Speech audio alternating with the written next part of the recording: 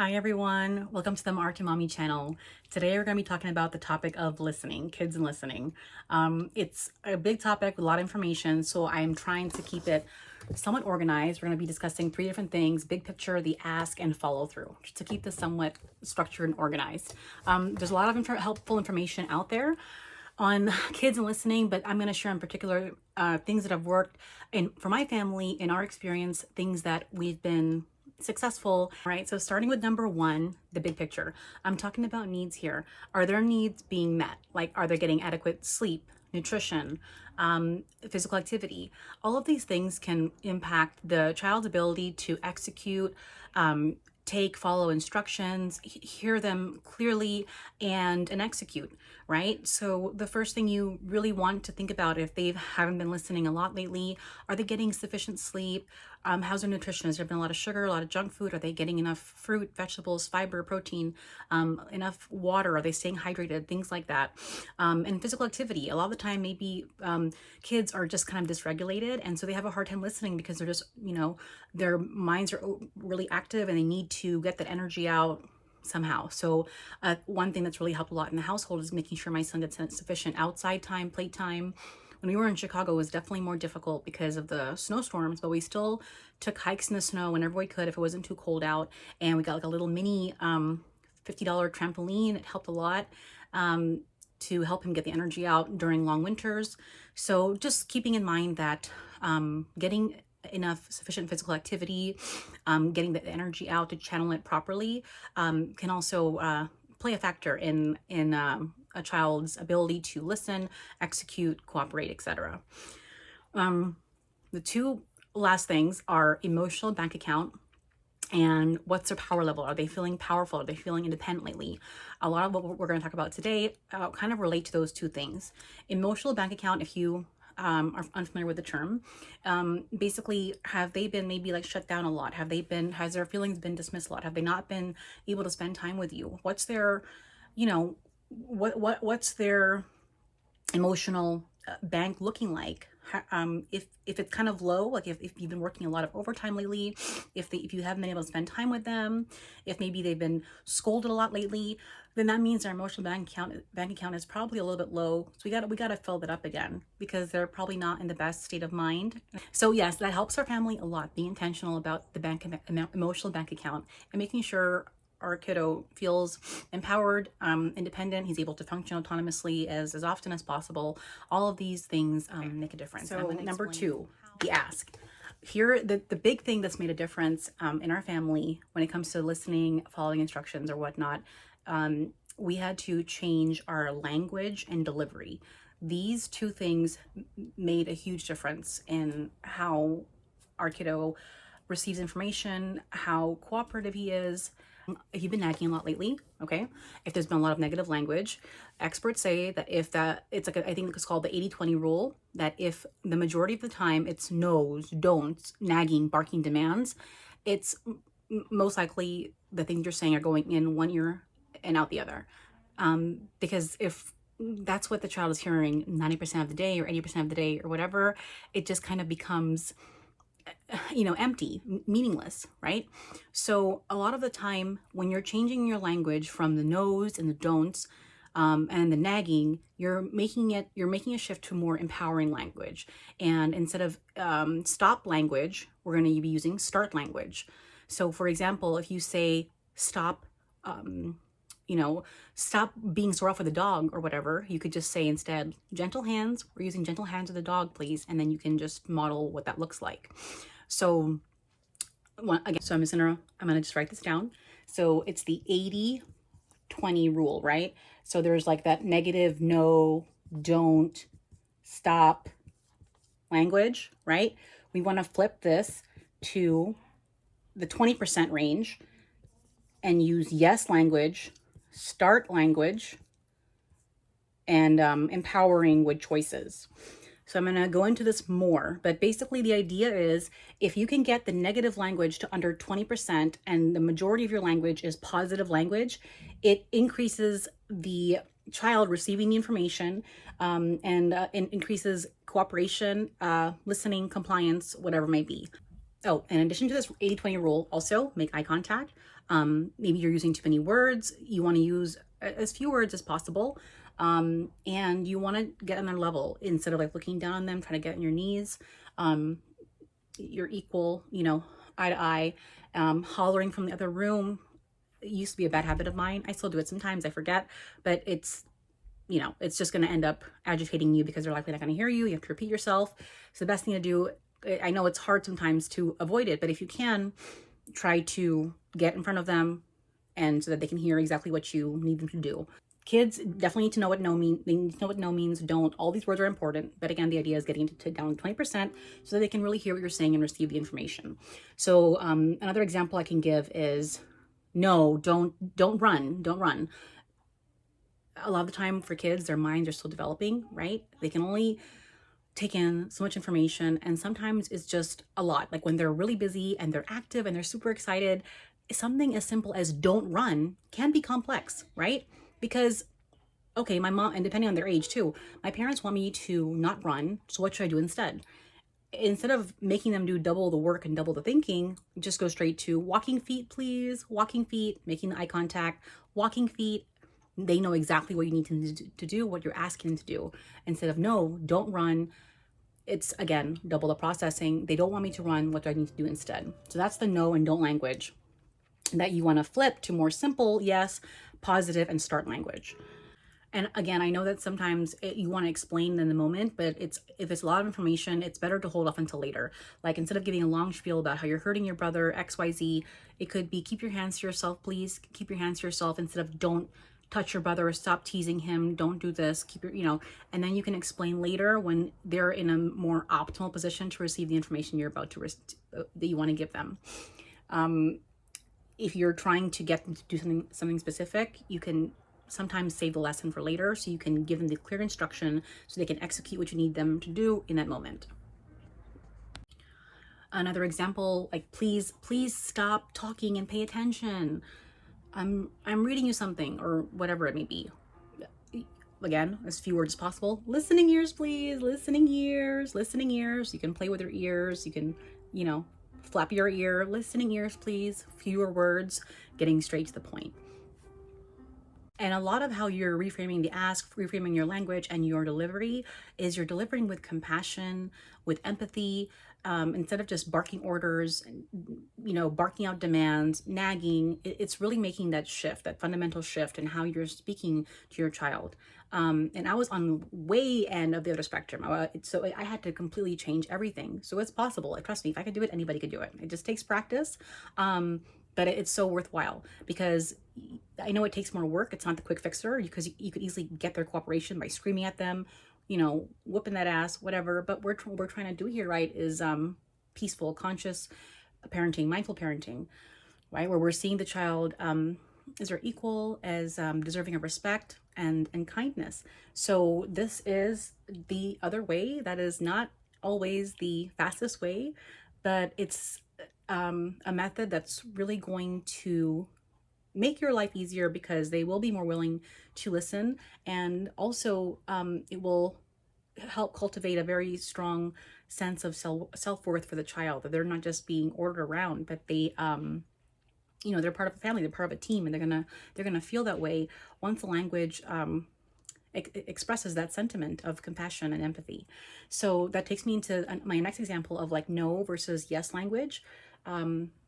So I gave a couple examples on my TikTok about this. Like, let me see. Let's say they're whining about, you need them to, let's say we're gonna eat dinner, okay? And they don't want to eat dinner because they want pizza, right? But you already ordered pizza the day before. They're not listening. So you could say, no, we already had pizza yesterday, okay? We can't eat pizza every day, right? That's no language. You could switch it to yes language to get to express that empathy and the compassion. Oh my gosh, pizza sounds really good. I would love pizza too. Should we order that on Friday or Saturday? So you're not dismissing, you're not invalidating, you're validating their need, you're empathizing with the child, but you're using yes positive language. They're going to receive this information a different way completely. So if you need them to eat dinner and they don't want to, they're so stuck on pizza, empathizing with them can go a long way. And also what you're doing there is giving them a choice. Should we pick it on Friday or Saturday?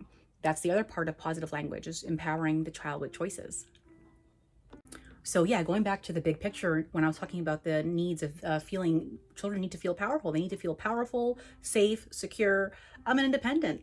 And that sense of autonomy is something that children crave, and they need to feel powerful.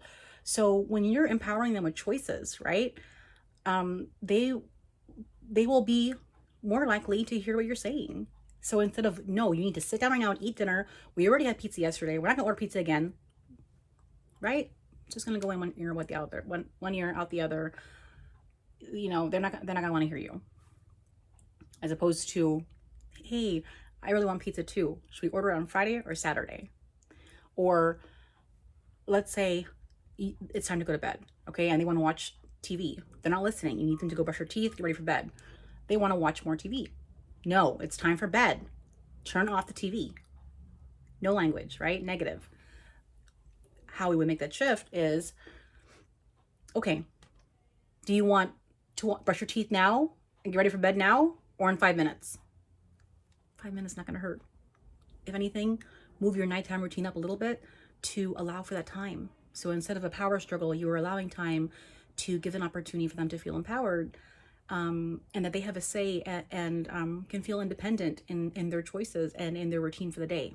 One thing too is you can lean into what they're doing. So let's say that they have to go to bed and they're playing with their action figures and they really don't want to. You can lean into it and say, come on, let's fly into the bathroom like Superman and brush our teeth.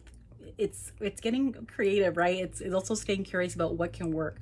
I'm not saying that everything that worked for my family will work for yours, but overall, this is a method that is supported by experts, and that many families find success with. But it doesn't, end there. And there's a lot of things, a lot of options, and that if you can just stay curious about what will make a difference, what will make them feel heard, what will connect with my child in this moment, what will connect with them. Though staying curious about those things, you will come up with new ideas and find ways to stay connected so that they can continue hearing what you have to say. And then two last things on this. One is you also want to make sure that the language is pretty consistent throughout the day, and that there's a lot of reassurance and validation. So, if they're helping you with a task, instead of, hey, come over here and do this, right? You can ask them, do this right now. Hey, could you help me? Could you help me clean this mess up over here? Or, excuse me, can you help me with the laundry? And then after they help you, you're such an important part of this family. Thank you so much for your help. That was so helpful. Again, the shift in language makes a huge difference. They find an intrinsic satisfaction in what they did when they're feeling this reassurance that they're part of a family. They're part of a working a unit that's there for each other, that has each other's back. Another thing too is, instead of directing them, putting the ball in their court, giving them the autonomy, right? Instead of clean up your toys right now, observe it. Okay, so we're about to eat dinner. There are a bunch of toys here. What's your plan? Do you plan to clean these up before dinner or after dinner? Things like that. And the last thing I'll say on this is also overstimulation can make a difference. So if you're telling them to go to bed, or it's time for bed or whatever, and the TV's on, the music's on, everything's blasting, that's why quiet time helps tremendously. We have like quiet time 1 hour before bed. Where typically it's no technology most of the time, and it's just like quiet activities, like maybe some karaoke, drawing, coloring, board games, chess, whatever. But if you need them to do something, even the daytime, and there's like whatever, music blasting, the TV on, reduce the stimulation, reduce it. Maybe lower the lights, turn down the volume, turn it off completely, whisper. Those things can get their attention to direct them to you. And I do want to share one thing that might be helpful for younger kids to help my son. It's a daily routine thingy here with what they need to do for the day. And I have little Velcro dots that I just got from like the Dollar Tree. And this, again, helps to cultivate that sense of autonomy, independence, and it's just less words, directions, instructions coming from you. And they kind of learn how to manage your day too. It's great for time management. And again, they feel like they're in charge. They're the ones who have control. It's empowering to be able to make the decisions. Some things have to go in a specific order, right? Like get up, brush your teeth, whatever. But then the rest of the things, You know, you can make it your own, but if they can choose, right, whenever they can make a choice, it's very empowering. So this might be a potential solution for your kids, depending on their age or whatever you're trying to work on in the home. But this is a really cool thing that helped our family. And I just got a little $20 lamination machine from Amazon, and I printed these out, cut them up and put them on a board. Pretty easy. And I just take it with them upstairs or wherever they are for the day so they can see it and tear it off as they get through the tasks. Okay, and then last thing on our list is the follow through. So let's say you're asking them to do something and you did everything here, the 80-20, they're still not listening and you need them to. Okay, so the follow through, it's important that you follow through with whatever the ask is. So let's say it's brushing their teeth and you've already given them choices. Do you want to brush your teeth now or in 5 minutes? 5 minutes is up and they still don't want to get up and brush their teeth. At this point, I know it can be really hard sometimes, but you got to just stay super calm, stay calm, and just nudge them along. So that means just guide them to the bathroom, nudge them a little bit, give them a little push, and validate. I know you don't want to brush your teeth right now. It's frustrating when you have to do something that you don't want to do, but we still have to do it. Okay, and they might try to escape the task. I hate brushing my teeth, something that might even trigger you. I know something used to trigger me because I would maybe go into a lecture about like how other countries don't have access to clean water, and I would go off on a tangent and he would get all this negative attention and we would be late going to bed and getting ready for bed. Don't give in to any of that stuff. They're trying to get out of it. Just redirect it. Okay, we'll talk about that later, but first we gotta do this. We gotta brush our teeth. Also try to avoid repeating yourself verbally or gestures, because it can just build up irritation. It will lead to you're just getting agitated, the kid getting stressed out. So repeating it, we gotta go brush your teeth, come on. Or like, come on, just try our best to stay calm. Just say it once firmly, validate whatever they're having a hard time with, and gently nudge them. It makes a difference. And the idea here is that they know the follow through is important because they know that when I'm asked to do something and it's an important ask, I have to do it. So they still learn that it's something that's important, and you can explain later, I just really don't want to. You can read them a bedtime story about whatever, cavities, and just you can explain later about how important it is because you just really care about their health and we have to take care of our teeth, XYZ, whatever it is. All right, so that's pretty much all I have. It covers everything that I wanted to go over. I think that if you guys are able to keep these 3 things in mind, you'll probably see the same success that my family and other families have seen when it comes to kids listening and cooperation. A lot of it is fun in the fundamentals, right, of changing language, delivery, and taking a lot of things into consideration. It's definitely more work, not a quick fixer, but so worth it in the long run. And remember, if anything, the 80-20 rule, because this is supported by experts.